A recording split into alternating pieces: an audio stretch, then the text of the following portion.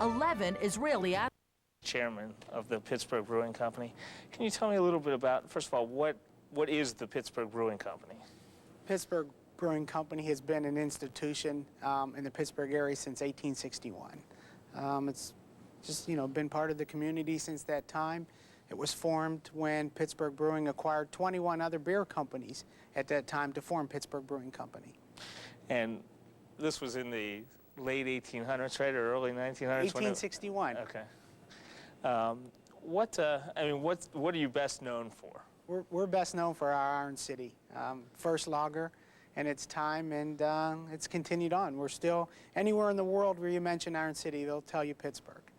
And how did you get involved yourself in the beer business? I often wonder that sometimes. Back in February of '95, the brewery became available for sale, and there were talks where possibly someone may acquire the brewery to close it. I was a local investor and put my mind to it.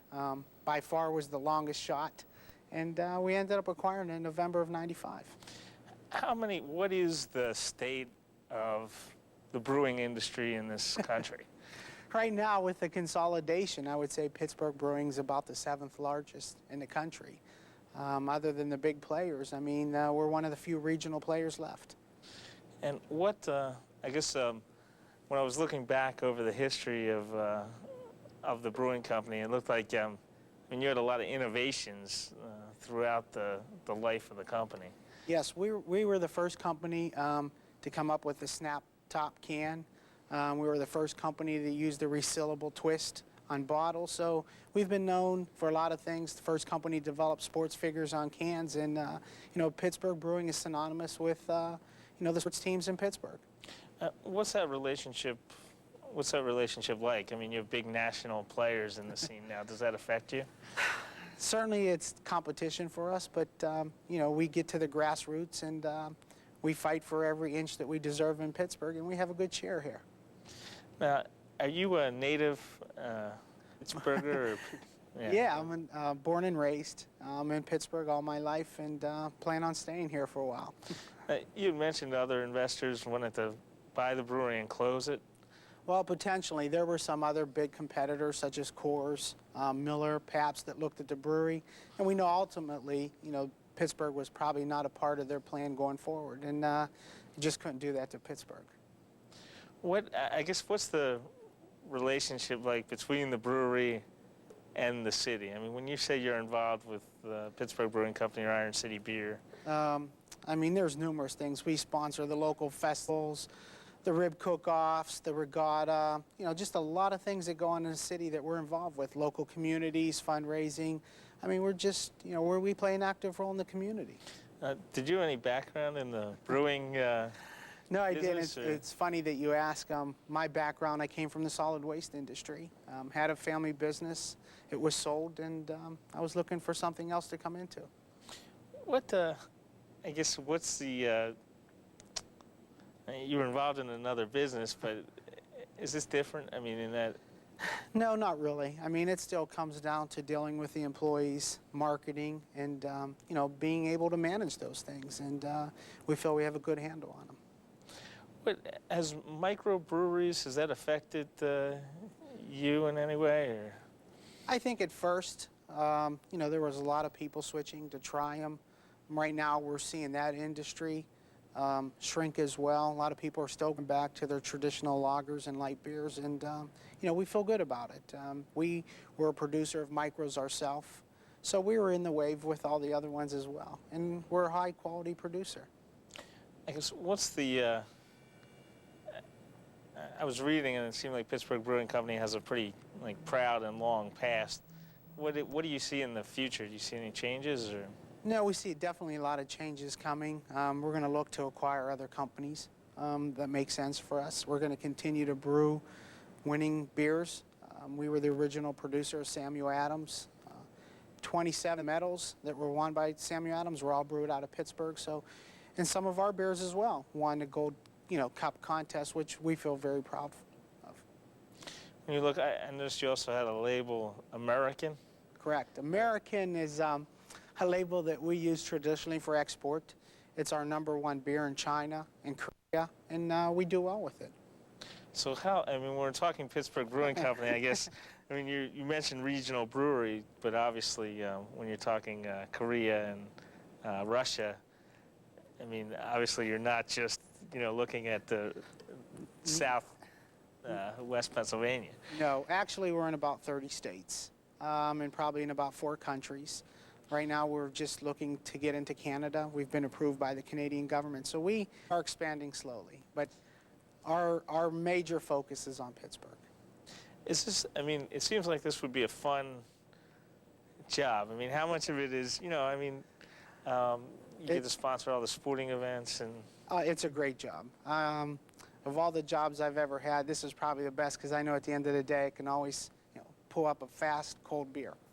So it helps. It's one of the benefits that comes with the jobs, but I wouldn't trade it for anything. Now, when you got into this business, did you do research into the history of the company and beer? Did you kind of know that? I knew bits and pieces, growing up in Pittsburgh. I was an Iron City drinker to begin with, so that helped. And, my friends always kid me and say, you like the beer so much you bought the company. But, no, I did research and I learned a lot more, once we got here. And just the tradition that's been here since 1861 is phenomenal. Hey, where does your raw material, like where do you go to get that? What is it, the barley malt? Most of that's from the Midwest, Minnesota, Wisconsin. We get it in by rail, and, we do get some things from overseas, the hops. So, we're always looking at the market where to buy the best quality products. I guess, what was the most surprising thing when you first came in here, when you first started? That's hard to say. I mean, pretty much what I expected was here. It's just probably the most surprising is just the loyalty of the employees and the Pittsburghers. I mean, they really are dedicated to Pittsburgh Brewing Company. How many people do you have working? Right now, almost approximately 300. So there's a good bit of people working here. Some are 3rd generation, 4th generation, and the pride and tradition has been carried on. Anything, any interesting stories about when you kind of, when you first found here, or like the people you've gotten to meet since you've been in this business? Probably. There's been a lot of interesting stories. A lot have been because of the building was erected in 1861. There's a lot of places probably for the first 6 months where I'd make a wrong turn and end up in a fermenting cellar and see someone, or in the kegging room, but not surprising stories. It's just good to meet all the individuals, meet them, know their family members. It's a good feeling that you get through walking through the brewery every day. How many, I noticed on the sign that you give tours through the brewery. How many people are coming in and out of here on... Last year was the first year we started. We do tours twice a week, Tuesdays and Thursdays. Probably had about 8,000 people come through. We have a brewery store that's open 6 days a week, and probably our biggest event is every year we have an Oktoberfest for 2.5 days, Friday, Saturday, and Sunday, and we put about 20,000 people that come through in a few days, so it's nice. So the Oktoberfest is down here, right where the plant is? Yeah, right in the brewery. We clear the parking lots, and inside the facility we erect some tents. We have bands, all weekend. It's great. How large, I guess we were walking around the front, like physically, how many acres does the We're sitting on almost 10 acres of property here, so it's a fairly large facility. You said you grew up in Pittsburgh, and I know, we haven't been here.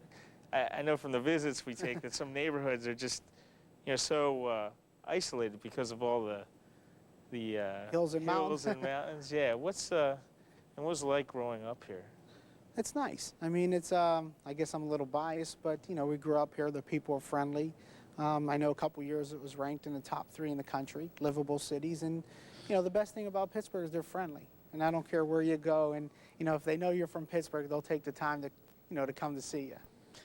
Has the city changed at all since? Oh, yeah. The city has changed dramatically. Back in the late 60s, early 70s, Pittsburgh was notorious for steel mills. We went through a renaissance in the early 80s. In the late 80s, we were ranked in the top 3 corporate headquarters. And, now we're Pittsburgh is known for the high-tech medical, University of Pitt Medical Center. I mean, you have people that come all over the world to come to get medical treatment here. So it's fairly it's a high technology area. How is it for doing business? I mean, I think it's great. I mean, growing up here, you know the people, and like I said, there's a loyalty there that it's unfound anywhere. have you lived away from Pittsburgh at all, or? I wouldn't say lived away, but I traveled a great bit, and I'm still here. Plan on retiring here. I guess, yeah,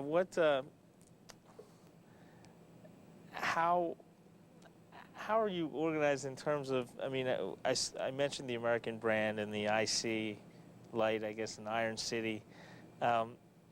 Like, is that all made at one time in different places, or do you? No, each brand has its own special brew, special quality of malt and hops, and depending on what we're brewing that day, it has its own special ingredients. So who figures out what, like, if you were to come out with a new product, I don't know, have you come out with a new line since you've, okay. Yeah, we've come out with the twist product, which is, we have an icy light twist, lowest light beer on the market, 86 calories. One has a flavor of lime, one has a flavor of cherry, but who figures them out? Originally, the brewmaster, but now I think with the aid of computers and IBM, they help too. So everything's a formula in the computer. So do you have the final say on that? Is it something like you'll taste and say, this, I don't like this or I like that? Or? I'm allowed to taste, but I'm not allowed to touch the computers when it comes to the brewing, so I leave that to the brewmaster, who's done a great job for us. What, I guess, what do you see, do you see different kinds, I guess when I was reading about the Pittsburgh Brewing Company, they were talking about I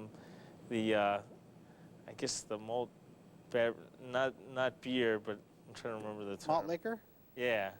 Okay. And I guess I've read and seen things about cider, and I'm not sure how that.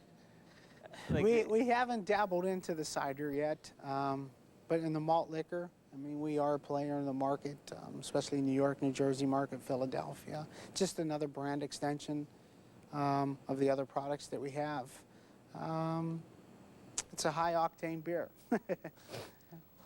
What kinds of things, I mean, do they have, I know in like the food industry, they have food like shows and things. Do they have a similar thing in your industry? Yeah. Or?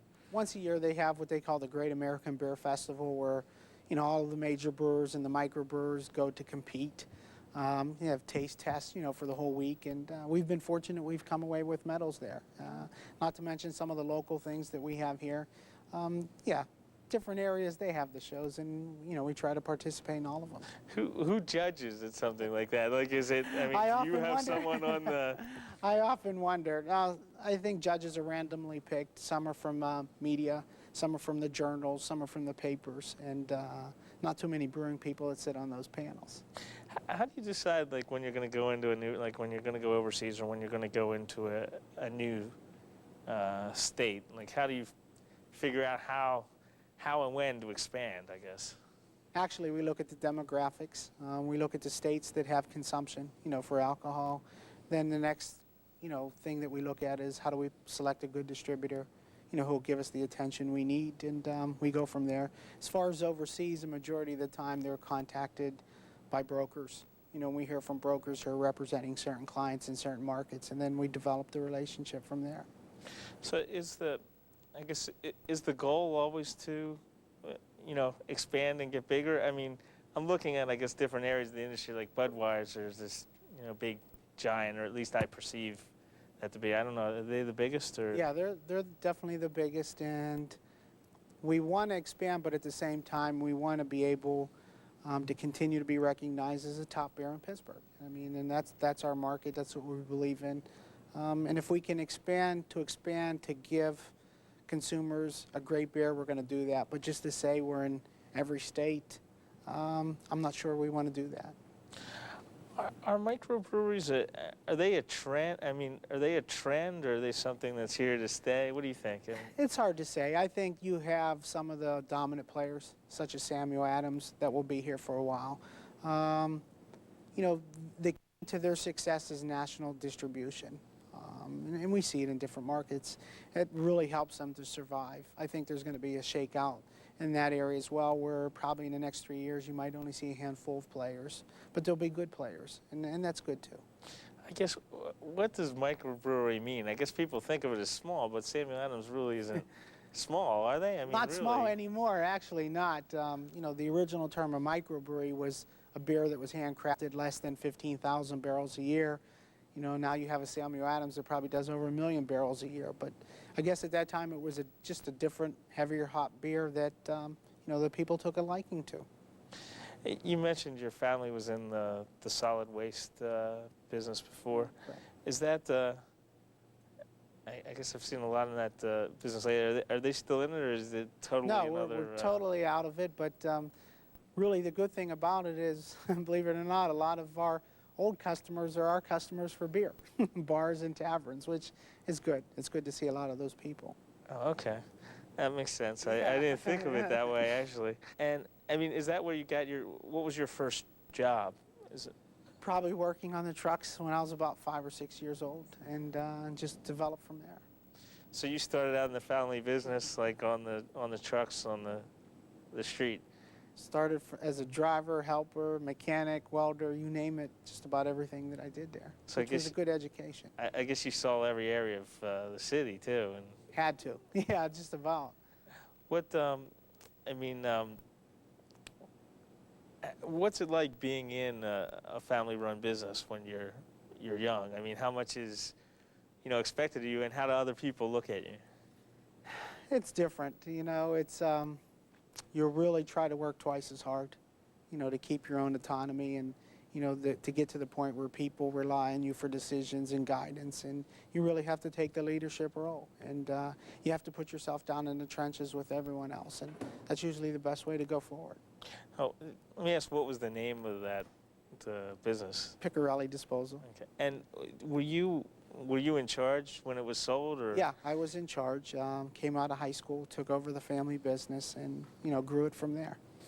It seems like a lot of responsibility coming out of high school. I don't. Seems like a lot, but when you started early, it was just, you know, you were just picking up the next step, but you were doing it, you know, every day.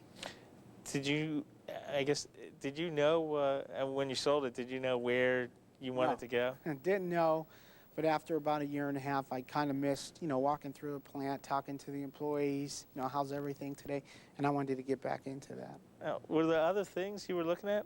I mean, other opportunities? I looked at other things. I looked at bakeries. I looked at, you know, startup companies, and just really nothing struck me that fancy. Now, what did you say? You said in the bidding process, I guess, for this, you were an underdog. We were an underdog. There were 36 bidders originally, and you know, clearly having no beer background, you know, we were a silent number in the field, you know, waiting to acquire the brewery. But I think perseverance and hard work got us to the next step. How is something, I mean, you know, I'm not asking for the secret negotiations or anything, but how is something like that done? I mean, was Pittsburgh Brewing Company in good shape when were they looking to sell, or was it? I think it was a combination of different things. They had some problems with the previous owner, who was hands-off management, and I think things got a little out of hand, and I think it needed new leadership and direction, and you know, it was put for sale. And when you're competing with other people, I mean, do you know what they're bringing to the table? No, and that's the unfortunate thing. And again, that's where perseverance, hard work, credibility comes into place, financing comes into place, and you know, you have to convince them that you know, you're going to be the buyer. Does it help being? I don't know how many people looking at this were local, but does it help being from Pitt? Did it help being from Pittsburgh, being local in the community? I think it definitely helped. I think they wanted to see it get into hands of people, you know, would keep the tradition going. When you, I guess, you had mentioned athletes on cans as one of the first, and what kinds of things are you involved with, like, now? I mean, well, now we look at doing things with, you know, the Penguins. We have the Penguins on the can, the Pirates. We've done things with football, you know, retired players, and you know, we always looking to continue to do those things. How do you decide, I guess, who goes on a can? You know, I mean, you know, it's a consensus of everyone that works here. You know, and majority of them sometimes they're in the Hall of Fame. You know, and we look to pursue them. Not all the time we're successful, but a majority of the time we are. And you know, and the public gets behind you on that. What I noticed a race car door in your office when we were down there earlier with I think what was an The Iron City bullseye. logo on there. Yeah, what are you sponsoring racing also, or? We do very little, but Dad happens to be a true dedicated Iron City beer drinker who, without any money involved, and he just loved Iron City, and Bill Nepper from Nepper Press, and he said, "Hey Joe, I love the beer. I'm going to put that on my car so everyone can see it." And that's what's nice about Pittsburghers. They step up to the plate, and it's good. What I guess with your relationship with sports teams, you get to see a lot of Pirates or Steelers games, and Yeah, we see a lot of games. Unfortunately, I don't make them to all of them. It's long days, but most of what we do is to entertain, our customers and our good customers. how does sports tie in with life in Pittsburgh? Oh, it's a number one. I mean, it's just Pittsburghers rally around the sports team, and it's great. I mean, we're one of the fewer cities who can enjoy baseball, football, and hockey, and potentially soon to be maybe even basketball. When do you look for new opportunities? I know they're building new stadiums, and I don't know I saw they erected a sign yesterday. I was watching on the news about so many days until the Pirates new stadium opens. I mean, do you look for opportunities and things like that, or? We're already doing that now, and it's another thing that we may come up with and just surprise the Pittsburghers with. What do you have a family yourself? Yes, I'm a proud new father, 6-month-old baby, and just him and my wife are the joy of my life. I mean, it's just trying to enjoy every minute. They grow fast. So how, I guess, your son, you said your son? I'm sorry. Yeah, son. 6 months old. Yeah. So I guess he's not involved yet. Not yet. I've given him a few more months, but I'll have him here. I mean, do you see, I guess you were involved in your family business and then went into something else. And sometimes I hear from people, family businesses seem to be, shrinking. People either aren't interested. Were you always interested? I mean, did your family develop this interest you had in business, in being in a plant, like you said? Yeah, I mean, I grew up and I just enjoyed it. I enjoyed the people. I enjoyed meeting new people. I enjoyed the business aspect, and I knew in my mind that's what I wanted to do. And I had great guidance from my father, who instilled into me, good business practice, and I hope to pass those on to my son.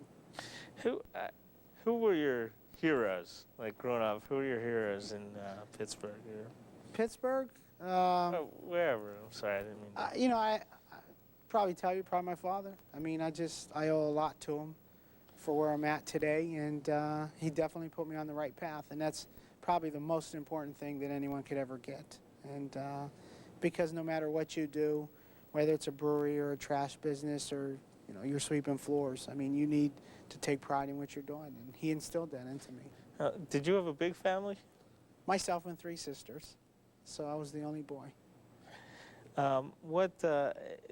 Is there a Italian section of Pittsburgh? I mean, yeah, there's I didn't mean to. No, it's fine. There's quite a few of them, and I think growing up, with that surrounding has helped as well. I mean, I'm a first generation here, myself and my sisters. Both my parents came from Italy, spoke no English. I've learned over the years, but and that's what kept our family close together. Why did your parents come over here? Do you know? I think for better opportunities. They had been in Europe through the war, and it was tough times then, and that's why they came to America. Did they ever take you back to Italy? Oh yeah, I've been back 5 or 6 times. My wife has been with me, and hopefully we'll make that trip with my son very shortly. Is it? So did you grow up speaking, 2 languages, one at home and one? 2 to 3 actually. Oh. And that's what our family spoke around the relations and your cousins, aunts, and it's a good feeling.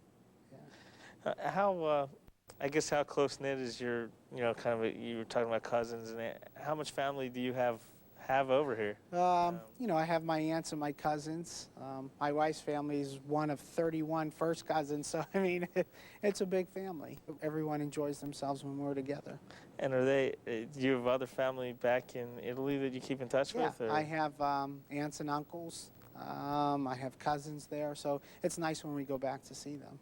Now, do you export to Italy at all? Not yet, but we're working on it.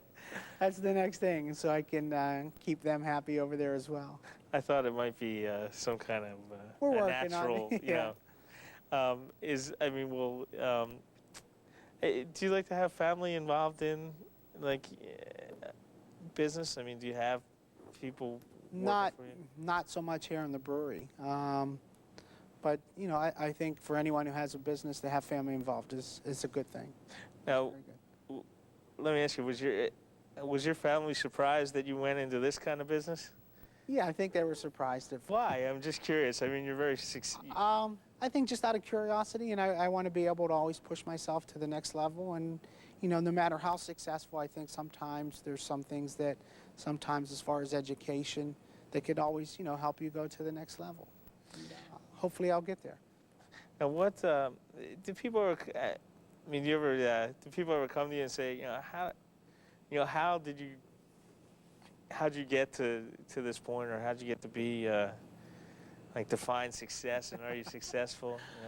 I don't look at it as success. I look at it as goals. And if you work hard enough for a goal, I think you can achieve them.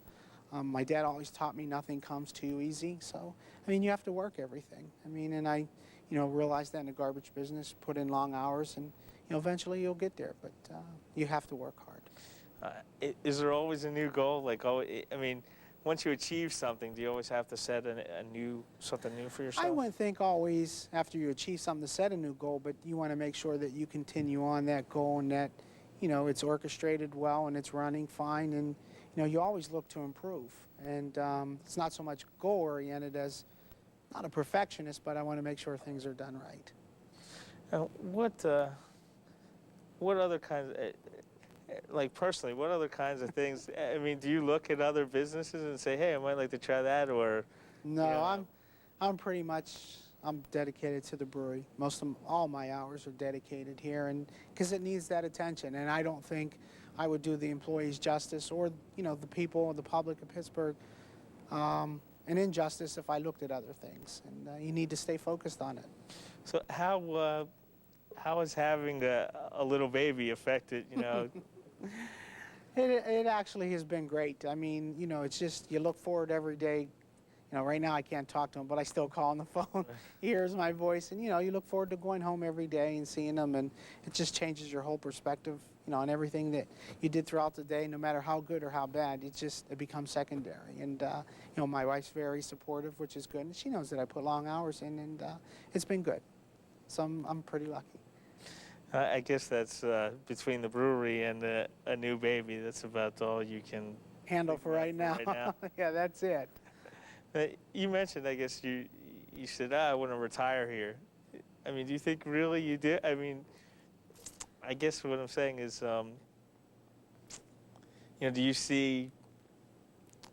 do you look toward the future? Do you have like immediate and long-term goals? Like, how do you separate those things? I think, you always have to look at what's in the best interest of the company, and, how do you keep it there? As far as the future, you look to how do you develop the brewery to the next level? Is it through acquisitions, growing market share? But I definitely have to do some of those things to make sure my son has a job someday.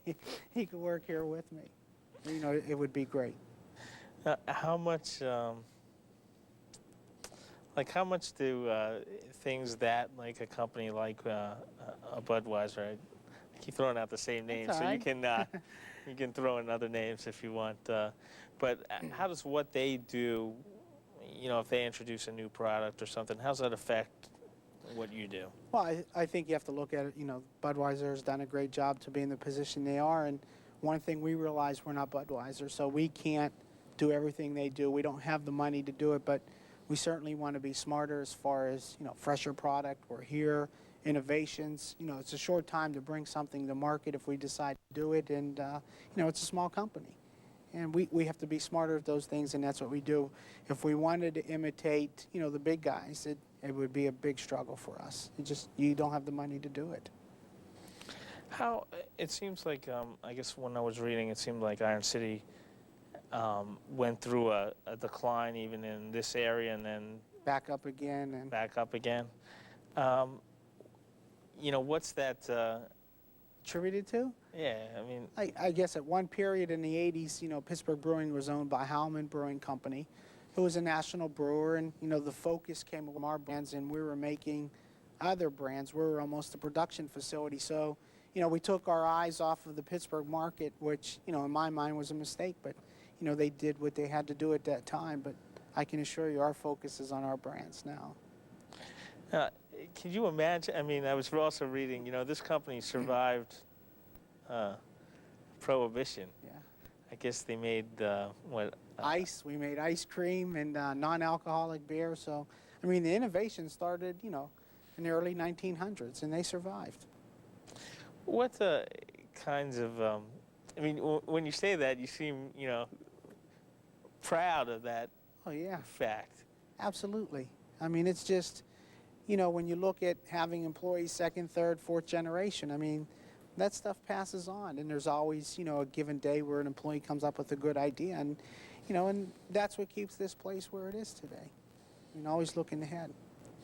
Now, what is there in business? I guess, are you, right now, I guess, is the economy good? I mean, from your point of view right now, or? Yeah, I think the economy's good. People are drinking beer. The weather certainly helps, which we're pleased with that. But, it's a cycle. And right now it's a good cycle. So you say it's a cycle. So how prepared can you be for, like, an economic downturn? How prepared can, like, a company be? Flip of a switch for us, maybe because we've been there before. So I think we can be creative on the non-alcoholic beers. There's a lot of things we can do. What, I guess, what's the most difficult part of your job? Let's see. Sometimes the most difficult is sometimes when I go out and I see someone drinking someone else's beer. You want to go up and choke them, but, you can respect that. I think that's probably the hardest thing for me, because naturally I'm biased and I want to see everyone drink Iron City and Icy Light. And You ever say, here, try this? all the time. I may go into a bar or go somewhere for dinner and, have a, dinner for me, my wife, and my son, and the bill be $200 because I bought, 100 beers. And I enjoy doing that. And I go over and I tell them, I would like you to try our products. I work at the brewery, and, we wish you'd support the local brewery. Any place you go in Pittsburgh, can you get an Iron City? Absolutely. That's a sin if you don't have an Iron City. Have you walked into any place that didn't have it? And walked shortly out afterwards. So, and that was rectified very shortly through some of the salespeople. But, that may happen on occasions, but I like to look at it as a very rare occasion. Oh, really? You have? I mean, you really did? Oh, yeah. There was a few places when we originally took over the brewery, and, I made it known that they should be supporting the local brewery. So, and they were brought on board? Pretty much so, yeah. If I had to go there myself. Now, do you have any background as a sales? We were talking about riding on the trucks in the family business. Well, I did a little bit of everything. The family business. I did the books. I did sales. So, and I'm a people person. I enjoy people. I enjoy talking to them. And, I was fortunate that I was exposed to that early on in life, through working with my father. So I enjoyed it. And I always look forward to meeting different people. If, I guess, if someone doesn't, if someone doesn't know who you are when they, what's the reaction when they find out that you're associated with, First thing is, how old are you? Oh, okay. And, I mean, you look young. And usually our response is, you'd be surprised what cosmetic surgery does today. But I think overall the reaction is good. I mean, I think once people start to talk and, they understand what you've gone through, and, I think they appreciate that. Is the reaction, how old are you, from even other people in business? I don't know. I guess it's a mix. You know, people that know me for years, and people don't know me. You know, once we meet, you know, hopefully I feel in most situations are pretty comfortable. I mean, I'm a down-to-earth person, grew up in Pittsburgh, and probably always be that way. How much beer do you make in a day here? Geez, on any given day, I mean, you could make as high as 50, 75,000 cases of beer. Yeah, so. So when you have someone into your office, I mean, are you offering them a beer? You know, is that like, Yeah, I mean, it's different, you know, I guess, you know, other... It's hard to offer them a beer. You know, if it's later on in the afternoon or evening, sometimes we do it. And I'm fortunate enough that I'm part of the taste committee. Okay. So I get to on occasions early in the morning, but never more than a few sips, or else the day becomes difficult after that. Now, I guess when people get the tour, do they get to taste anything? Or we do samples. Yeah, we do 4-ounce samples, and they get to sample the product.